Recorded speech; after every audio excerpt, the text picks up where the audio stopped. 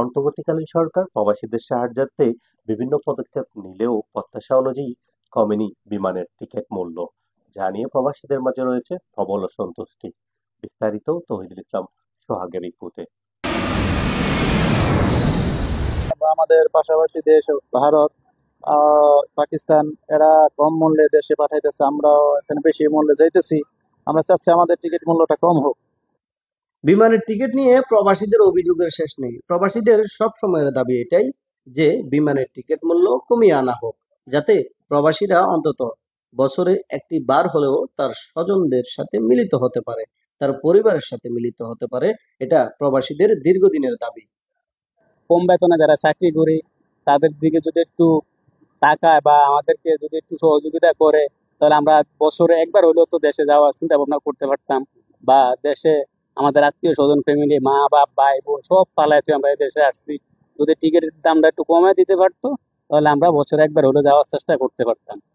অন্তর্বর্তীকালীন সরকার প্রবাসীদের নিয়ে বিভিন্ন উদ্যোগ নিলেও প্রত্যাশা অনুযায়ী কমেনি বিমানের টিকিট মূল্য। প্রবাসীদের দাবি অন্তর্বর্তীকালীন সরকার যাতে নিম্ন আয়ের প্রবাসীদের দিকে তাকিয়ে হলেও বিমানের টিকিট মূল্য আরো কমিয়ে দেয়। আমাদেরকে আমরা এখানে যারা আসছি, আসলে আমরা যারা মিডিয়াম ফ্যামিলি, আমরা তো আসলে কম বেতনে চাকরি করি। আমাদের এগুলা আপনার বাংলাদেশে টাকা পাঠিয়ে নিজের চলতে ফেলতে অনেক কষ্ট হয়। এই জন্য এই টিকিটটা যদি কম হয় আমাদের জন্য অনেক আসান হয়, আমাদের জন্য অনেক সুবিধা হয়। এই জন্য আমরা প্লিজ আমাদের গভর্নমেন্টের কাছে আমরা আবেদন করব আমাদের টিকিটের মূল্যটা যেন কমানো হোক। কিন্তু বিশেষজ্ঞরা বলছে ভিন্ন কথা। বিশেষজ্ঞদের মতে বাংলাদেশিদের টিকিট মূল্য বেশি হওয়ার একটি মাত্র কারণ, সেটা হচ্ছে দূরত্ব। যেখানে ভারত কিংবা পাকিস্তান যেতে সময় লাগে 2 থেকে 3 ঘন্টা, সেখানে বাংলাদেশে পৌঁছতে সময় লাগে 4 থেকে 5 ঘন্টা। এই দূরত্বের কারণে হয়তো বাংলাদেশিদের টিকিট মূল্য একটু বেশি থাকে। আর যাই হোক, বিমানের টিকিট মূল্য যাতে কমিয়ে আনা হয়, এটাই প্রবাসীদের প্রাণের দাবি।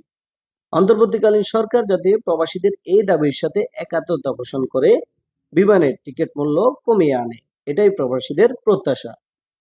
তহিদুল ইসলাম সোহাগ, আরব বাংলা নিউজ, সংযুক্ত আরব আমিরাত।